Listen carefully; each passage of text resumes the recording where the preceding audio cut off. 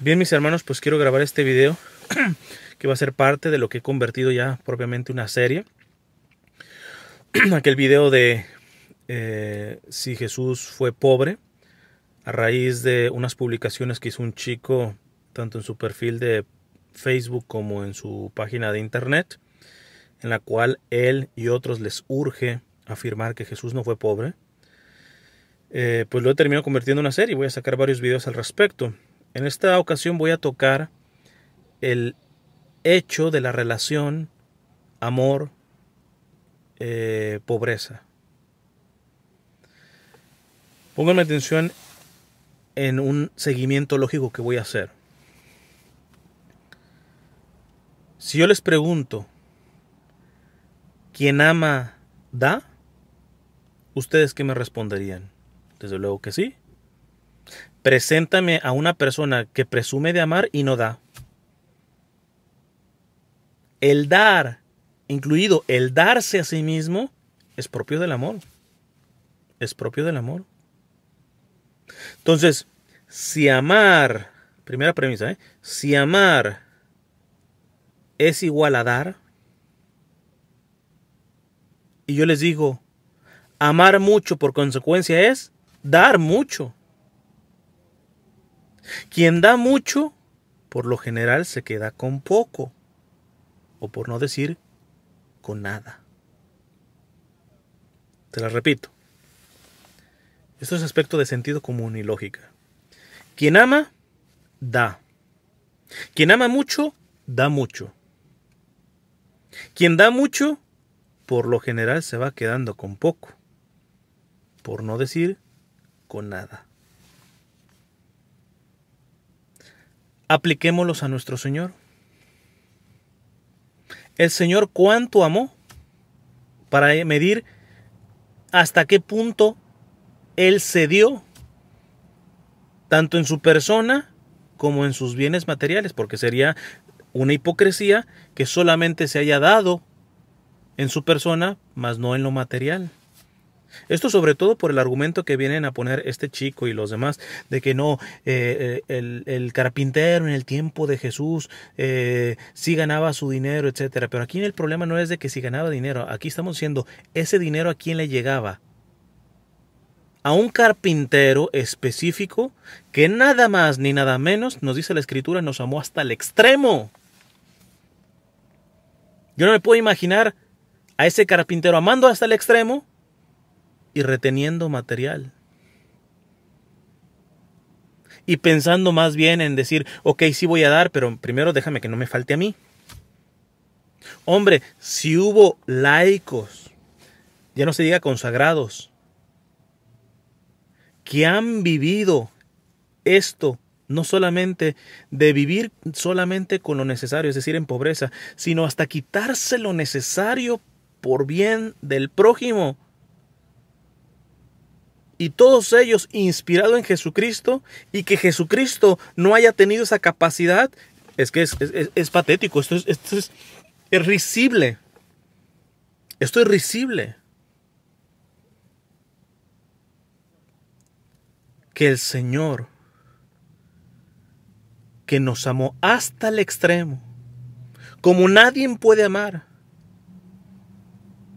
solamente se haya limitado a amarnos dándose a sí mismo, mas no en sus cuestiones materiales, incluyendo sobre todo cuando él trabajaba como carpintero, porque posterior en su vida pública él fue muy claro, el Hijo del Hombre no tiene ni dónde reclinar la cabeza, fue claro él. Pero aquellos que se quieran justificar, no, pero seguramente hizo su guardadito, ya los estoy viendo, seguramente cuando trabajó, precisamente hizo su guardadito, sus ahorritos, ¿verdad? Para que en la vida pública no le faltara nada, etcétera. Hombre, repito, si gente en los 2000 años de la iglesia no se anduvo haciendo cuentas, a ver, ¿podré comer o no comer? Déjame, porque este me lo está pidiendo, aquí hay un necesitado, pero déjame ver si voy a tener para el día de mañana, etcétera. Capítulo 12 también de San Lucas. No se preocupen por esas cosas. Miren los pájaros, los lirios del campo. No trabajan, no se agobian y el Padre es providente para con ellos. Es que realmente es patético, hermanos, escuchar a católicos que so pretexto de que los carpinteros ganaban su buen dinero, que eso habría que probarlo, ¿ah? Pero su buen dinero, pues Jesús no fue pobre. Es que la pobreza no está en cuanto ganas. La pobreza es en cuanto amas. Porque quien ama, da. Quien ama mucho, da mucho. Quien da mucho, por lo general tiene poco. Por no decir, se queda sin nada. Se queda sin nada. Será muy difícil pensar, suponiendo que tuviera un buen salario el Señor cuando trabajaba como carpintero, que alguna ocasión simplemente se privara él mismo de lo necesario por amor al otro. O ven a Jesús chiquiteándose, ¿verdad? No. Yo he trabajado, este dinerito es mío, etcétera. Los demás pobres, porque no era aldea pobre, Nazaret era pobre. Entonces, pues mira, allá sí están muriendo de hambre, pero mira, yo finalmente yo me mantengo aquí, etcétera. O sea, ¿se imaginan al Señor? Es que lo que hace el interés de autojustificarse, de autojustificar la propia ambición de estos tipos, lo que los ha llevado a decir que Jesús no fue pobre. Y se creen que su opinión es tan válida porque no estamos diciendo que sea rico, que haya sido rico, pero así pobre no fue. O sea, me estás diciendo que gente que ha dado testimonio de pobreza en la iglesia en los 2000 años y abunda, un Francisco de Asís, un Vicente de Paúl, un San Benito Labré, o sea, tenemos por montones. Esos tuvieron más amor que Jesús. Cuando estos se inspiraron a ser pobres precisamente porque entendieron que Jesús fue el modelo de pobreza evangélica. Esto no tiene pies ni cabezas, hermanos. El problema es que ya cerró la encuesta, o sea, por un cierto tiempo se puso este chico, y creer que la mayoría, por un poco level, 50 por 49 y algo, pues, ganó el no. O sea, no solamente es este chico, sino más del 50% en la encuesta, en la cual tengo que asumir, porque es un perfil católico, son católicos, se atrevieron a decir que Jesús no fue pobre. Y después tenemos el descaro de criticar a los protestantes, a los evangélicos, esos pastores millonarios, etcétera, y que lucran con la fe y todo eso, cuando estos católicos se atreven a decir que Jesús no fue pobre. Y si tú ves cómo justifican estos de la teología de la prosperidad, la manera de cómo se manejan, es precisamente porque Jesús no fue pobre. De hecho, les encanta manipular aquel texto porque no lo dicen completo. Te dicen, hermano, pero la Biblia dice que Jesús se hizo pobre para hacernos ricos. Termina el versículo, hermano, para hacernos ricos con su pobreza. En estos días estoy leyendo un libro de Jean Vanier. Para aquellos que no lo conozcan, es el fundador de las comunidades del Arca. Son comunidades que acogen a discapacitados como familia, los tratan como familia. Y de hecho hizo un diseño sobre esta frase, ¿verdad?, que va muy al par de lo que les vengo explicando.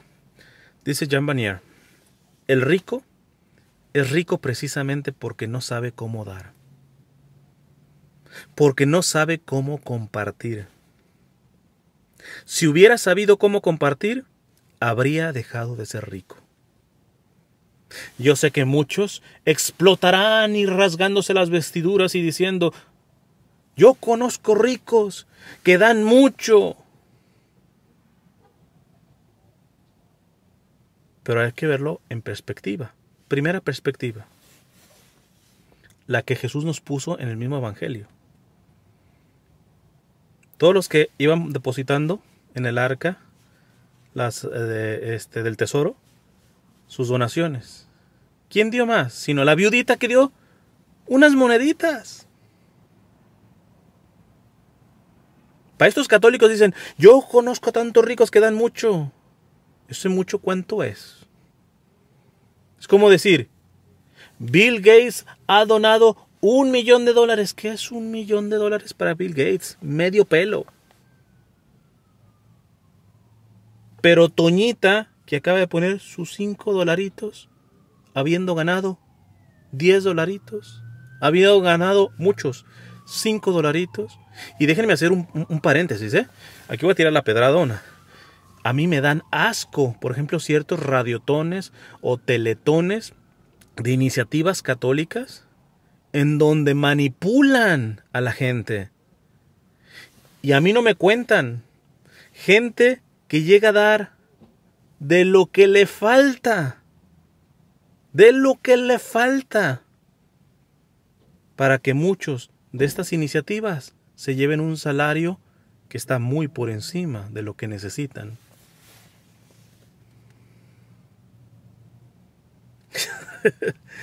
Van a dar cuentas delante de Dios. Tú, si eres evangelizador, tú, si supuestamente estás haciendo material de evangelizador y lo estás haciendo de manera maquiavélica, más aún, abusas del necesitado, manipulas al necesitado, cuidado, hermano, no quiero estar en tus zapatos el día del juicio. No quiero estar en tus zapatos.